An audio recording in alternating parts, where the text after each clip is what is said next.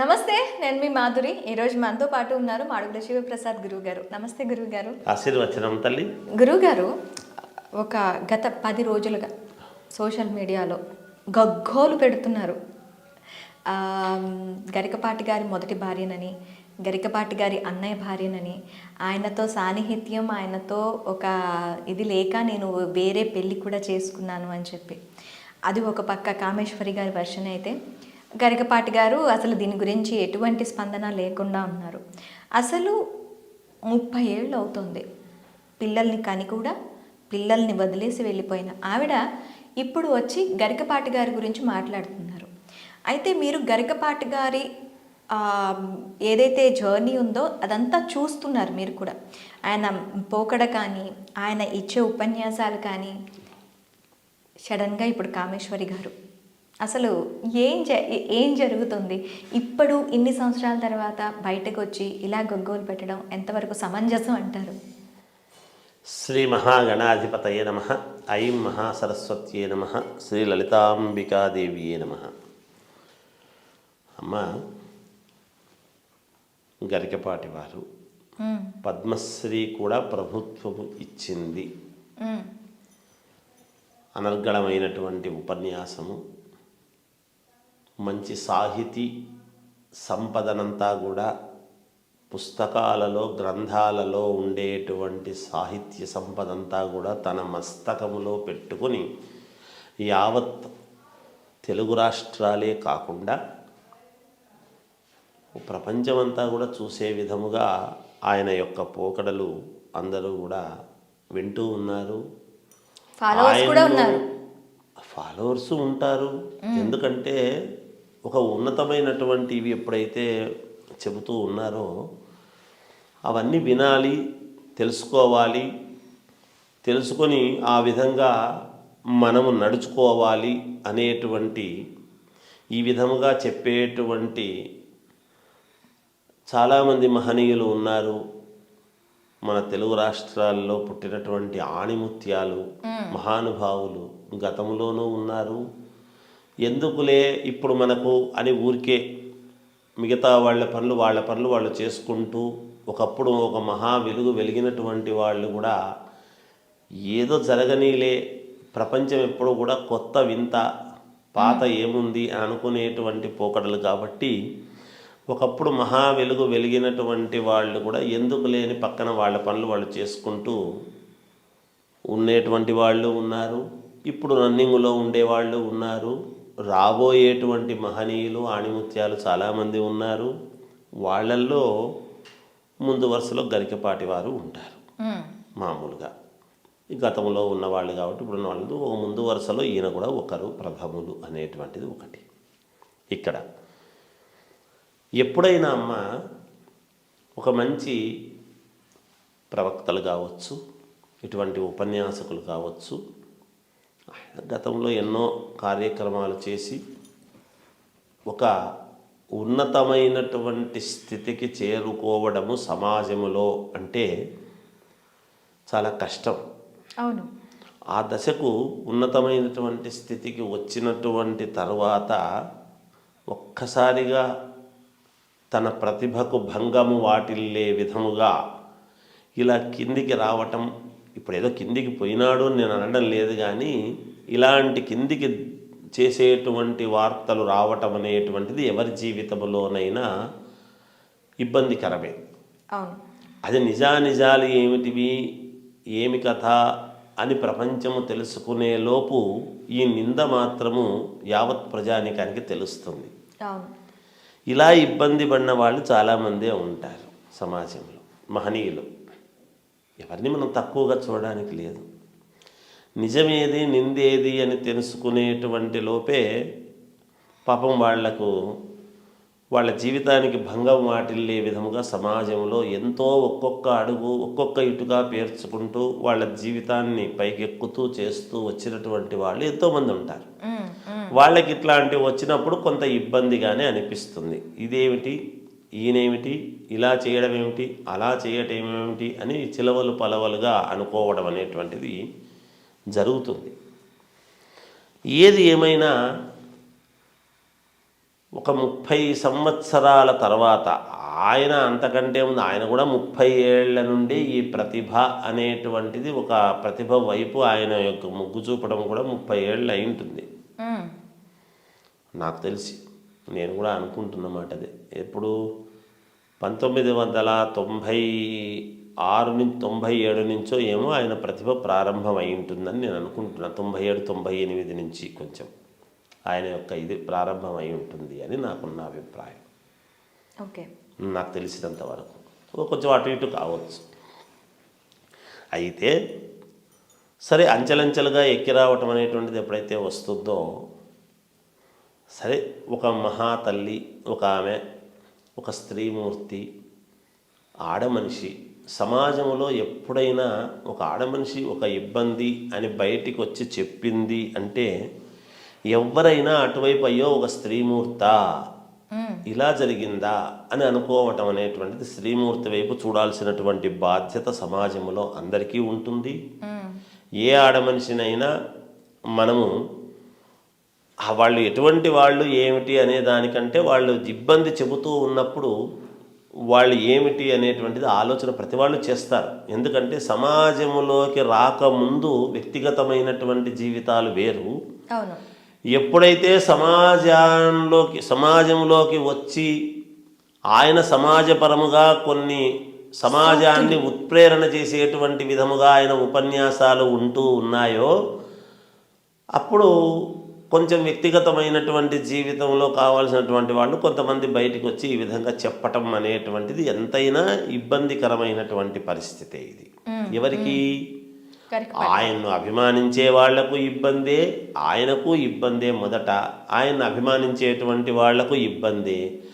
తటస్థ వైఖరిగా ఉండి ఆయన్నే కాకుండా ఆయన ఒక్కడే కాదు కదా, సమాజంలో ఎంతోమంది ఉంటారు కదా, ఇంకొకరిని అభిమానించేటువంటి వాళ్ళు కూడా ఏంటి ఇంతకాలము ఇట్లనా, మనం ఇట్లా అనుకున్నామా అట్లా అనుకున్నామా అని అనుకునేటువంటి పరిస్థితులు లేదు. ఎన్ని చెప్పినా మేము నమ్మము అని అనుకునేటువంటి వాళ్ళు లోకో భిన్న రుచి. అవును, లోకంలో ఎప్పుడూ కూడా భిన్న రుచులు, ఎవరి అభిప్రాయాలు వాళ్లకు ఉంటాయి.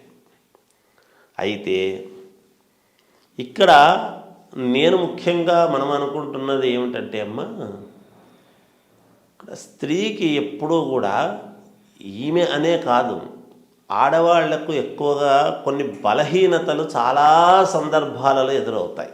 మగవాళ్ల కంటే కూడా ఆడవాళ్లకు బలహీనతలు ఎక్కువ అవుతాయి.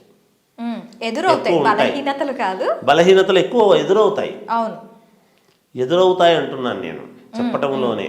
వాళ్లకు బలహీనతలు ఉన్నాయి అని కాదు, బలహీనతలు జీవితంలో ఆడవాళ్లకు చిన్నతనము నుండి పెద్ద అయ్యేంత వరకు, ముసలితనం వరకు ఎదురవుతాయి. ఎందుకు బలహీనతలు? ముసలివాళ్ళకి ఏముంటాయి అనుకుంటాం. కొడుకు తనవాడే, కోడలు తనది కాదు. అవును, అక్కడ బలహీనత. కొడుకు చెప్పలేదు ఇంట్లో జరిగే ప్రతిదీ కూడా. అందరు కోడళ్ళు అలా చూస్తున్నారా అనేటువంటిది కాదు, ఈమె కూడా ఒకప్పుడు కోడలే. కానీ ఎక్కడో చిన్నవి పొరపత్యాలు, చిన్నవి ఇబ్బందులు ఉండవచ్చునేమో. చిన్నపిల్లప్పుడు చిన్నతనము నుండి తల్లిదండ్రులు స్కూల్కి వెళ్తే స్కూల్లో టీచర్లు చేసేటువంటిది, ఆ తర్వాత కాలేజీకి పోతే కాలేజీలో అబ్బాయిలే కాకుండా లెక్చరర్లు వాళ్ళతో వీళ్ళతో ఎలా ఉండాలి, ఏమిటి, స్నేహితులతో ఫ్రెండ్స్తో ఎలా ఉండాలి అనేటువంటి దాని దగ్గర, వివాహమై కొత్తగా అత్తగారింటికి వెళితే మరి భర్త ఒకడే కాకుండా కుటుంబం అంతా మంచిదై ఉండాలి అనేటువంటి భావనతో మనమే చెప్తున్నాము సమాజంలో.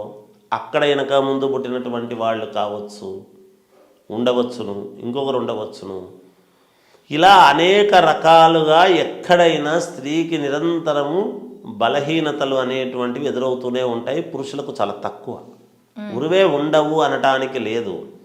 పురుషులకు కూడా బలహీనతలు కొన్ని ఎదురవుతాయి, వాటిని కూడా మనం తప్పుపట్టడానికి. అయితే వీళ్లకు 90% ఉంటే పురుషులకు ఒక 10% ఉంటాయి. వీళ్ళు నెగ్గుకు రాగలుగుతారు. ఎందుకు? పురుషుడు కాబట్టి. బలహీనతలు ఉండినా, బలహీనతలు ఎదురైనా వాటిని అధిగమించి ముందుకు పోయేటువంటి శక్తి వీళ్ళకు ఉంటుంది. 90% స్త్రీలకు ఎదిరించి పక్కకు పోయేటువంటి అవకాశాలు చాలా వరకు పోరాడాలి, చెయ్యాలి, నేను ఎదిగి ముందుకు వెళ్ళాలి అనే చూస్తుంది. ఎక్కడో కొన్ని ఇబ్బందుల వల్ల ఇబ్బందులు పడడం కూడా జరుగుతూ ఉంటాయి. ఎక్కువ శాతం ఆడవాళ్లకు ఇబ్బందులు ఉంటాయి అనేటువంటిది తెలుస్తూ ఉన్నది సమాజంలో. ఇలా బయటికి వచ్చి చెప్పినప్పుడు ఇది ఎవరికి వాళ్ళు నిర్ణయం చేసుకోవాల్సినటువంటి అవసరము, ఆవశ్యకత ఇందులో ఉన్నాయి. రెండు కోణాలు ఉన్నాయి. అవును, అర్థమవుతుంటే గత 30 సంవత్సరాల కిందటి వ్యవహారము ఇప్పుడు బయటికి తోడుతూ ఉన్నారు, మళ్ళీ బయటికి వచ్చింది అని అన్నప్పుడు, సరే ఆనాడు నేను అనవసరముగా మరి ఒకరి భార్యను ఇంకొకరు మొట్టమొదటిదే వివాహం చేసుకోవాల్సిన అవసరము, ఆవశ్యకత ఎందుకు వచ్చింది అనేటువంటిది ఆయన ఆత్మావలోకనం ఏమిటి, ఆయన నిర్ణయం ఏమిటి?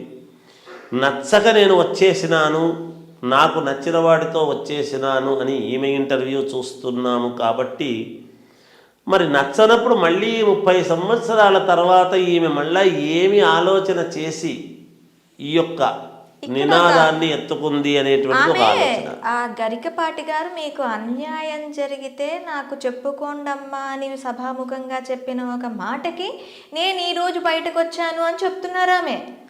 నాకు ఆ రోజు అన్యాయం జరిగింది. అన్యాయం ఎక్కడ జరిగింది అంటే ఒక్క మాట, ఏ విషయంలో అన్యాయం జరిగింది? ఒక్క మాట తల్లి, ఆడవాళ్ళందరూ కూడా సహజంగా ఏమనిపిస్తుందంటే ఆ రోజు అన్యాయం జరిగింది అని బయటకు వచ్చింది అనేటప్పటికీ మిగతా ఆడవాళ్ళందరూ కూడా ఆమెను ఒకవేళ వాళ్ళకు కూడా పూర్తి తెలియక సహృదయతతో ఆమె వైపు ఉండేటువంటి వాళ్ళు కానీ మనం కూడా అదే అనుకుంటాం. ఎవరైనా ఒక స్త్రీమూర్తి వచ్చింది అంటే ఆ రోజు అన్యాయం అనేది అన్యాయమే, అది ఏనాడన్నా జరగని, ఏ రోజన్నా జరగని, అది అన్యాయమే. ఆనాడు జరిగింది అని ఈనాడు అనకూడదు అనేది ఏం లేదు, ఎప్పుడు లేదు అట్లా. ఎందుకంటే యుగాలు మారినా ద్రౌపదికి జరిగినటువంటి అన్యాయం గురించి ఈ యుగంలో కూడా మనం మాట్లాడుకుంటూ ఉన్నాం. యుగాలే మారినాయి. ఇక్కడ ఒకటి గురుగారు, ఇక్కడ ఒకటి పోనీ అన్యాయం జరిగింది, మనం ఆమె తరపున ఆమెకు అన్యాయం జరిగింది అని మాట్లాడుకుందాం. అన్నని పెళ్లి చేసుకున్నాం, ఏవో కారణాలతో తమ్ముడిని పెళ్లి చేసుకోవాల్సి వచ్చింది, ఆయన్ని విడిచిపెట్టి వేరే అతనితో మళ్ళీ పెళ్లి చేసుకోవాల్సి వచ్చింది. ఇక్కడ నీకు జరిగిన అన్యాయం ఏంటి? ఒకటమ్మా, నేను అదే చెప్తున్నాను. ఎందుకంటే ఇందాకే మనము బలహీనతలు అనేటువంటివి స్త్రీకి చాలా ఎదురవుతాయి, పురుషుడికి తక్కువ అవుతాయి అని చెప్తున్నాను. నేను అందుకే మొదట్లోనే చెప్పాను. ఆమె ఎందుకు చేసుకుంది, ఎందుకు ఈయనను చేసుకుంది, తమ్ముణ్ణి, 2 పిల్లలు పుట్టాక ఎందుకు విభేదించింది, ఎందుకు బయటకు వచ్చింది, నాకు నచ్చిన వాడితో వచ్చినానని ఆమె చెప్పింది. వచ్చిన తర్వాత నేను ఎందుకు చేసుకుంది అనేటువంటి దానికంటే కూడా మనం ఆలోచించాల్సింది ఏమిటంటే 30 ఏళ్ళ తర్వాత ఆయన ఏదో ఆడవాళ్ళకి అన్యాయం జరిగింటే రండి రండి రండి అని అంటున్నారు అంటే ఈమెను రమ్మని కాదు కదా దాని అర్థము. ఈమెను నువ్వురా అనేటువంటిది అనేటట్టు ఉంటే ఆయనకు కూడా తెలుసు కదా ఇది పెద్ద లేనిపోని సమస్య అవుతుంది, వస్తుందేమో అనేటువంటి భయము ఉంటే ఆ మాట అనడు కదా ఆయన. ఒకటి, ఇప్పుడు ఈమెను రమ్మని కాదు ఒకటి. రెండవది, నచ్చి పక్కకు వచ్చిన తర్వాత ఈ 30 ఏళ్ల పాటు 30 ఏళ్ల కిందట కదా బయటకు వచ్చింది ఈమె. వచ్చిన తర్వాత ఇప్పుడు నచ్చినటువంటి వాడితో ఉన్నాననే కదా దాని అర్థము. ఈమె వివరణ ఇచ్చుకోవాల్సింది. మరి ఇతరికి ఇచ్చేటువంటి విలువ గౌరవము ఎంత మాత్రం ఉన్నట్టు ఇప్పుడు మళ్ళీ పాతది మళ్ళీ బయటకు వస్తే ఈ వ్యక్తికి మనం ఏం విలువిస్తున్నట్టు? అప్పుడు అన్నకు విలువ ఇవ్వక తమ్ముడిని చేసుకుంటేవి, పోనీ ఆ తమ్ముడికి విలువ ఇవ్వక ఇంకొకరితో వచ్చేసినాను నండ్రి, అక్కడ విలువ లేక మళ్ళీ ఇది రావటంలో ఆంతర్యం ఏమిటి అంటే ఈమె నేను ఆడవాళ్లకు కొన్ని ఇబ్బందులు ఉంటాయని చెప్పాను కదా, కొన్ని సమస్యలు వస్తాయని. ఆ సమస్యలలో మరి ఎవరైనా ఈమెకు చెప్పి ప్రోద్బలం చేసి ఏదైనా చేస్తున్నారా చెందుతున్నారా అనేది అయితే మనకు తెలియదు. ఎవరైనా అనుకునేటువంటి మాట అది. ఒకటమ్మా, ఏది ఏమైనా సమాజములో కొన్ని వికసించినటువంటి పుష్పాలు మహాద్భుతమైనటువంటివి ఉంటాయి. ఆ పుష్పాలు దేవునికి ఎలా ప్రధానముగా పెట్టాలి చెయ్యాలి వాసన కలిగినటువంటి పుష్పాలను అని మనం చూస్తాం. అందుకని ఇటువంటి వాళ్లకు మనము ఒక కులానికి కానీ ఒక మతానికి కానీ ఒక ప్రాంతానికి కానీ మనం కట్టినట్టుగా ఒక అందరికీ కావాల్సినటువంటి విషయాలను తెలియజెప్పేటువంటి వాళ్ళు మహనీయులు మనం అలా ఒక ప్రాంతానికి ఒక కులానికి చూడరాదు. అది నేను అంటున్న మాట నాట్ ఓన్లీ గరికపాటి నరసింహారావు గారు, సమాజంలో చాలామంది ఉన్నారు పెద్దవాళ్ళు. ఈరోజు ఆయనకు వచ్చింది, గతంలో కొంతమందికి వచ్చింది, రేపు ఇంకొకరికి రావచ్చు, రాకపోవచ్చు. ఎవరికి ఇది రాకూడదనే మనం కోరుకోవాలి మొదట. ఏది ఏమైనా వీళ్ళు మన అతి కొద్ది మంది మహానుభావులలో వీళ్ళు కొంతమంది, ఎక్కువ మంది ఉండరు ఎప్పుడు కూడా. మహానుభావులు మహనీయులను కొంతమందే ఉంటారు. మరి ఒక సమాజాన్ని ఒక వైపుకు నడిపించగలిగినటువంటి స్థాయి ఆ ఇది వచ్చింది అన్నప్పుడు ఆయన పశ్చాత్తాపముతో ఇటువైపుకు మొగ్గు చూపి తనంటే ఏమిటి అనేటువంటి మొదట జరిగిన మాట జరిగి ఉండొచ్చు వాస్తవం. ఎందుకు అన్నభార్యను చేసుకోవాల్సి వచ్చింది అనేటువంటి వివరణ ఆయన ఇచ్చుకోవాల్సింది. మొట్టమొదటి వివాహము అన్నభార్యను ఎందుకు చేసుకోవాలి అనేటువంటిది ఎక్కడ తప్పిదం జరిగిందని ఆయన సర్దుమని చూసుకోవాల్సిన అవసరం ఆయనకు సంబంధించింది. అంతే కదా. సమాజంలో ఎవరైనా ఆలోచన చేస్తే ఏం చేస్తాం? మొట్టమొదటి వివాహము సంతోషంగా బాగుండేట్టుగా అందరము కలిసి చేసుకోవాలని అనుకుని చేసుకుంటాము. ఆయనకు ఆ పరిస్థితి ఎందుకు ఎదురైంది అనేది ప్రశ్నార్థకం. అక్కడ ఈమె ఎందుకు సరే అని ఇద్దరు పిల్లలను కనడం ఎందుకు, మళ్ళీ రావటం ఎందుకని ఇది ఒక ప్రశ్నార్థకం. రెండు ప్రశ్నలను మనము విశదీకరించగలిగినటువంటి ఇది కాదు. ఎందుకంటే అది వాళ్ళు బయట చెప్పుకోవాల్సినటువంటి విధానమే తప్ప. సమాజం మనమేమనుకుంటాము అంటే మనం ఎంతవరకు తీసుకోవాలి? కలువ పువ్వు బురదలో పుట్టిందా, ఎటువంటి బురదలో పువ్వులు పుట్టింది చేసింది అనేటువంటి దానికంటే కలువ పువ్వు చాలా అందముగా ఉన్నది, అది అమ్మవారికి చాలా ప్రీతికరము, అది తీసుకొచ్చి మనం పెడుతున్నాం. ఎంత బురదలో ఉన్నా దానికి బురద అంటించుకోకుండా ఉండే నైజం కూడా కలువ పువ్వుకుంది ఉంది. అదే కదా చెప్తున్నా నేను, అది ఉంటుంది. ఇంకొకటి కూడా, మనము పువ్వులను చూసినప్పుడు సమాజంలో వాళ్ళు మడితో అమ్ముతున్నారా, స్నానం చేసి అమ్ముతున్నారా, మైలతో అమ్మారా అనేటువంటివి ఏమి చూడం.